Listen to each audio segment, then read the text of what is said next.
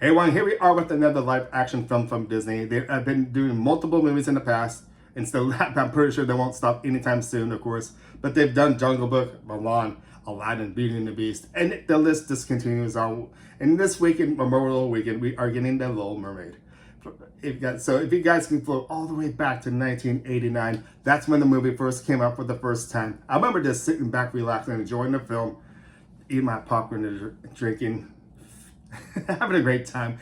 It's a magical movie, I gotta say. Jodie Biston, who did the voice of Ariel back in 1989, made the movie perfection at its best.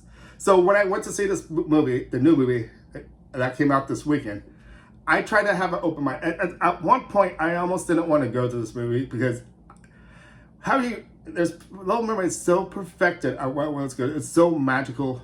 But once again, when I saw the trailer for the first time and these other trailers leading up to this movie this weekend, I was beginning to feel, they might be showing too much, and I was afraid on certain actors who might perform. Once I heard Halle Bailey, Halle Bailey's voice, I thought she was the perfect Ariel. But I was a little iffy about Melissa McCarthy because she's more of a comedian. But once I actually saw her in the film, I was like, oh my gosh, really? Melissa McCarthy was actually really good in the movie, and I gotta say, wow. And with the way she did Poor Unfortunate Souls, I thought was pretty incredible. And the CGI was actually really good in this as well too. But when it came to the certain animals in this movie just as well too, for the main characters like Sebastian, Scuttle, the bird, of course, all that, and Flounder, you're gonna get weird, interesting looks with live action. I thought that was one of the things that really kind of threw me off in this movie. I mentioned The Lion King, what they did with that a couple of years ago. With that Lion King, I almost seemed too dead, and you can't see really emotions with that. You know, it feels like they almost did the same thing with this movie. I felt like Sebastian was better. He saw some expressions from Sebastian, but yet you couldn't really see it from the other animals. It's just like Flounder and Scuttle. It was a little off. But the cast voices with them were so perfect. When you hear the Kiss the Girls, they did a really good job with that. I thought that was so beautiful. Along with Part of Your World as well too. That's Halle Bailey just nailed it on, I gotta say. She was just so brilliant. That's the reason she got the role in this movie, because her singing and her beauty, the way she lived as Ariel. Ariel was her. I thought she was perfect Ariel. I don't think they could have found anybody else, because I think Halle Bailey was a perfect Ariel, the cast in this movie. And I really thought, once again, Melissa McCarthy was really good. But he played King Triton in the movie. And he's a great actor, I gotta say. But his role seemed a little off this as well, too. He seemed more like an Aquaman. Aquaman meets Pirates of the Caribbean. The reason I say that, too, because the people who created Pirates of the Caribbean actually did this movie. But there was too much of Aquaman CGI in this. I don't think that's the one thing that really, I don't know, threw me off this as well, too. If you guys know what I'm talking about, if you haven't seen Aquaman, it's almost the same formula. They're talking underwater, but yet at the same time, you don't see really emotions or bubbles actually coming up. So you almost feel saying, where are they? Are they on the sound stage? Oh, no, I didn't say that. They're under the water, actually. So you little kids that are watching this right now, they're actually underwater swimming. Now, I really thought that the scene from the shark, I was really wondering how they were going to approach that. That was a scary scene. It was scary on the animated film. And yeah, it was even more scary because it seemed a little more realistic.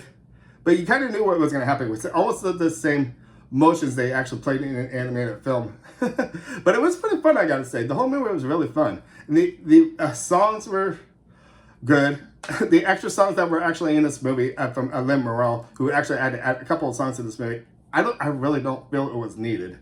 You had a Scuttle and Sebastian doing a rap song in the middle of the movie. I'm not saying, where the heck did this come from? It's not needed. And Prince Eric's solo song in there, you didn't see that in the animated film. That's a new additional song to the movie, and I thought that wasn't. That's another part where I thought it wasn't needed. So if they just took out the extra songs and just keep it the way it was, you guys got to realize too. The movie back in 1989 was only 76 minutes long. This one is 2 hours and 15 minutes long. take like a 15, 20 minutes away from that. I think this was a really good film.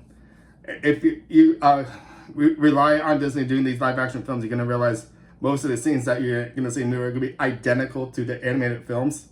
Sometimes they might bring something different, which I feel like when I saw Beauty and the Beast, there was a couple of things that were different because you see Bill being more educated, getting kids to actually read. And I actually saw that in this one too, with Ariel spreading her wings. That this climax of the movie is identical to the animated film, but I feel there's something a little off. I don't want to say too much because I really don't want to spoil this movie for you guys who have not seen this movie yet.